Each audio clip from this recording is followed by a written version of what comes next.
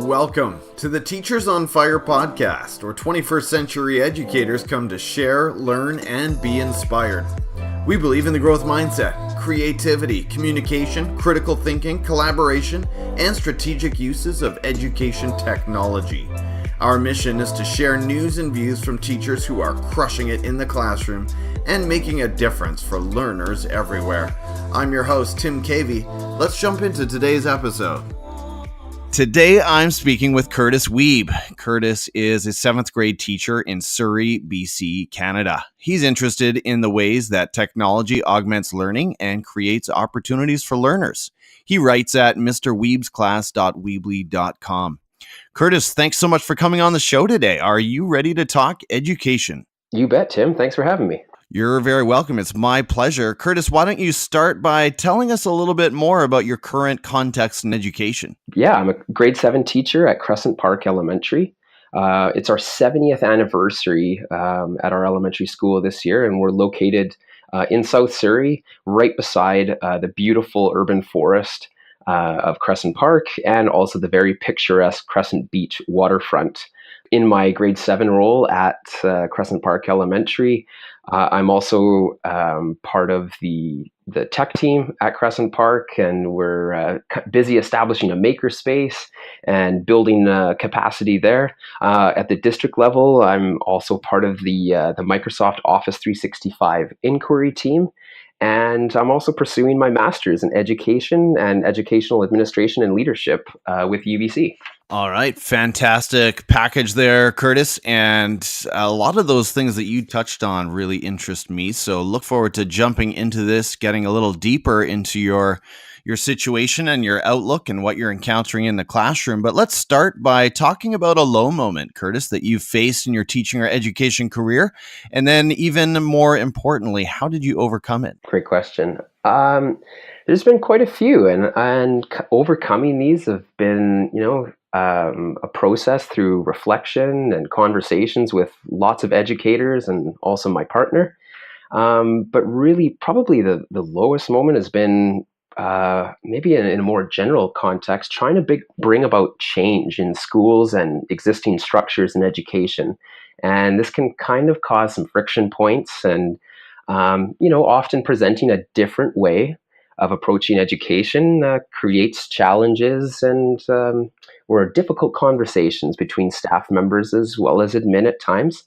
But I try to be cognizant of making sure that I can provide research and evidence and really the positive impact that these changes can bring about in a classroom and with students. And I mean, really, that's at the end of the day, it's why we're doing what we do, is because we want to make an impact on our students and a positive impact too, and trying to bring about the change that sometimes we need to push forward as progressive educators can be difficult, and just being mindful of how hard we're pushing and reflecting on how we're going about doing that. That's definitely kind of a challenging low moment, but also my process and thinking and how to overcome those. I think that's a great takeaway, Curtis. Just that idea that, number one, yes, people just, I guess, by virtue of human nature, tend to be resistant to change, and change can be painful for people. But I think if you come to the faculty meeting or the colleague and you say, here's my thinking, and even more importantly, here's my evidence in terms of how this will help learners. I think most educators are in it for the right reasons, and they're going to be listening. And when you Absolutely. when you bring that evidence to them, that's when you start to open those doors. So I think that's a great takeaway there. Definitely. It starts with those small conversations and asking why, and kind of taking away, have we always done this just because we've always done it like this? And let's ask the why about what we're doing. And sometimes they're challenging conversations, but I think they're also highly enlightening. Absolutely.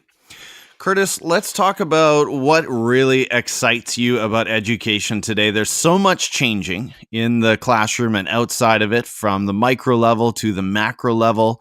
What is it that really lights your fire these days? To be honest, it's the ever-changing landscape that our world is facing every day. We've got global challenges that we face as humanity, and it's out of these problems that really excite not only myself and my teaching, but raising awareness with my students, and hopefully creating a classroom environment where my students can grow and learn and begin to solve these complex problems that our world and our globe is facing every day, and for problems that perhaps don't even exist in the future. It's this kind of problem solving that really excites me in my classroom, but also with my students. And probably specifically, though, I'm really exploring robotics and using VEX IQ Robotics in my classroom this year. We just had an incredible lesson on Friday, and the kids, the excitement is it's gone through the stratosphere. That's fantastic. I love what you touched on there about addressing the global challenges that we all face. And I've been thinking a lot lately, Curtis, about design thinking and the design thinking process. And I love that so many of these different iterations of design thinking, whether it's, AJ Giuliani and John Spencer, or Dan Ryder and Amy Burvall, or, the ADST process here in British Columbia, they all start from a place of empathy and understanding, right? Definitely. And trying to build those skills of empathy into our learners and saying, hey, let's not just create something for the sake of creating it, but let's try to do it with the purpose of addressing a problem in our world. Absolutely. Yeah. And approaching subjects and design challenges like that in class that have real world connections is it makes the learning meaningful and more powerful for our students. 100%. Curtis, outside of education, what's another area of passion and learning for you? We call ourselves lifelong learners.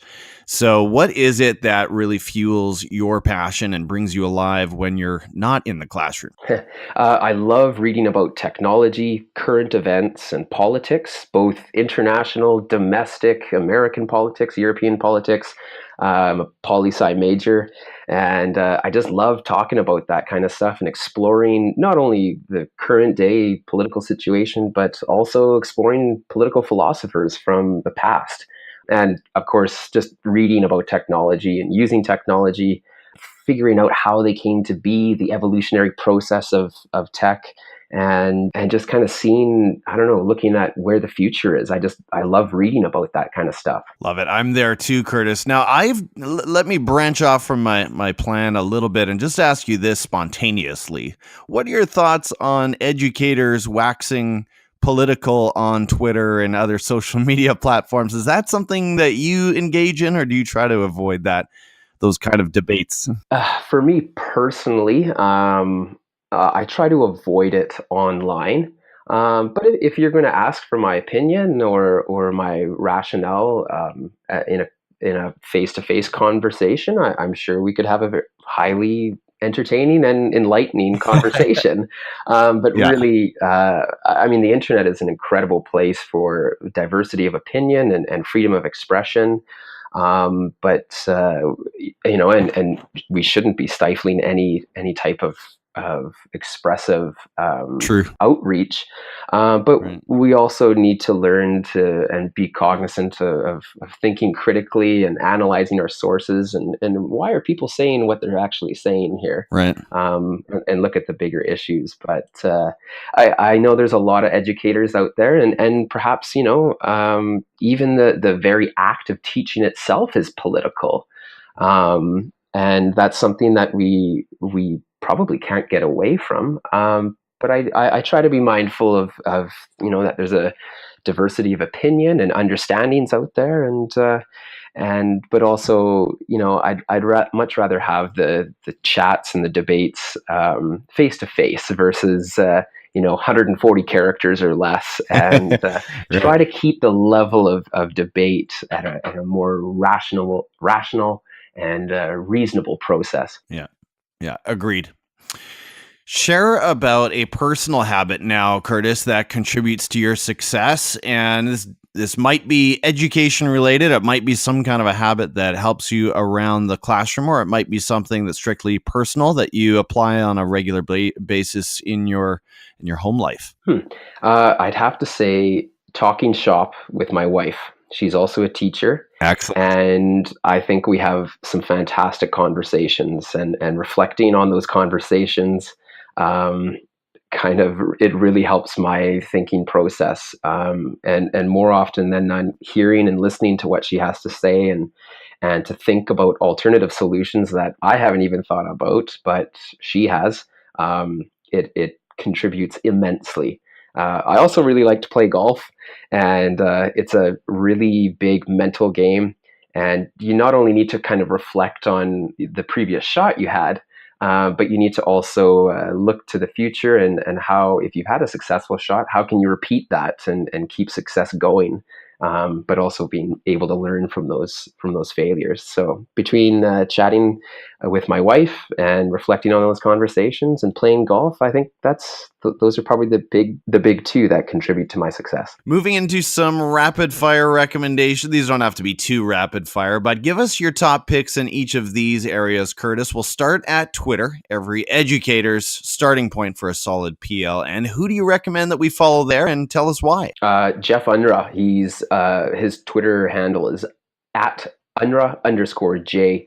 He's not only a fantastic teacher, but the STEM and STEAM learning and maker approaches that he's undertaking in his classroom and at his school with other teachers there, it's just unreal. And it's a real model example of what great teachers and great educators and great schools can put together. I also want to give a shout out to the grade 3-4 teacher, Michelle Horn, at Miss Horn Div 10 is her Twitter handle. She's working alongside me at Crescent Park, building our maker space in our maker cage, and it's just really great to have a friend and ally building capacity in a school. That's really, really cool. Both of those sound like fantastic educators. Can't wait to follow them. Now, tell me about the makerspace. I'm gonna check out of the rapid fire round for just a moment here, and ask you, in terms of the makerspace. Now you're involved in robotics. That's one of the ADST modules in British Columbia, but do you have any room for like a genius hour situation, or tell me how the makerspace fits into your subjects or your planning in the year right now? Absolutely. I mean, going through the design thinking process, I mean, you're writing, and my goal and aim through going through that is to have my students writing and reflecting. So you're not only incorporating language arts in there, but if you look at a cross-curricular approach and build and design a piece of Roman engineering to tie in social studies. That's a great way of linking cross-curricular or subject areas together, and just using, being able to get out of the classroom and into a space that's we're very fortunate at Crescent Park to have this. It's an undercovered area, but it's still open, and to be outside and using power tools and saws and all the fun stuff that the Tools for Schools initiative that the Surrey School District kind of sent out under Zale Darnell and Scott Smith. It was a great set and a great beginning of tools to which we're building and starting this maker space, and it's just a fun opportunity to have with the kids to try stuff that they might maybe not get a chance to try at home, and it is, like you said, part of the the BC curriculum now, but it's just a totally different mindset and an opportunity that we can show kids that it's school is not only about being in the classroom, but the learning can take place outside of it as well. Well, you're inspiring me, Curtis, and I'm hearing some when you mention cross-curricular connections, I hear some PBL there, and that's something I definitely want to learn more about and grow into as an educator myself. So I need to put your Twitter feed on instant notifications, I think, so I can keep a close eye. Back to our pick list, point us to an EdTech tool that you currently love using in your classroom or your day-to-day work. Is there something that you've jumped onto that has really transformed your practice? I gotta say, last year I was using Google Classroom and G Suite for Education with my students, and it was just awesome to use it in a collaborative sense between not only the students and themselves, but having the kids be able to invite me into their projects and provide that level of feedback, but also start and share some of these very large projects like grade 7 yearbook and be able to utilize kind of the power that Google has with their G Suite. We're trying a totally different approach this year too in my class. Office 365 through Microsoft is launching now, or no, it's not launching. It has launched in the Surrey School District, and there's some really exciting learning, and it's a little bit different for sure, but my students have really kind of latched onto it using Microsoft Teams, and we're excited to kind of move the learning forward and see how it can change our learning in our classroom. But also, I mean, VEX IQ, I just love these robots. They're incredible, and really, there's so many resources out there for robotics now, but I gotta say that the like Lego Mindstorms or VEX IQ probably the way to go. And pairing it with some really awesome software. It's Flowall 4, and it is just awesome software that it's user-friendly, the kids can understand it, and in terms of getting their robots programmed and understanding the programming process, it's very useful and it's super user friendly. If you're a teacher out there and you're looking to do more with coding and programming and robotics, check out Flowall 4, VEX IQ, and I'll make sure to post these links and more from this interview on teachersonfire.net. Recommend a book, Curtis, that you've been reading lately, maybe something from the summer or one of your all-time faves, and tell us why you recommend it. So Trevor MacKenzie writes or has written Dive into Inquiry. I read that over the summer. Fabulous book, fabulous educator. I mean, it's just got great practical ideas to use on how to build inquiry and how to undertake it in your classroom. But if I had to also recommend another, perhaps not a book, but a subscription to the Atlantic magazine, wonderful, extremely thought-provoking articles that are greatly written. They're current, they're engaging, and they have a fantastic education section with really awesome articles and write-ups on stuff that's happening in education. It's a great read. Very cool. I'm a big fan of both of those.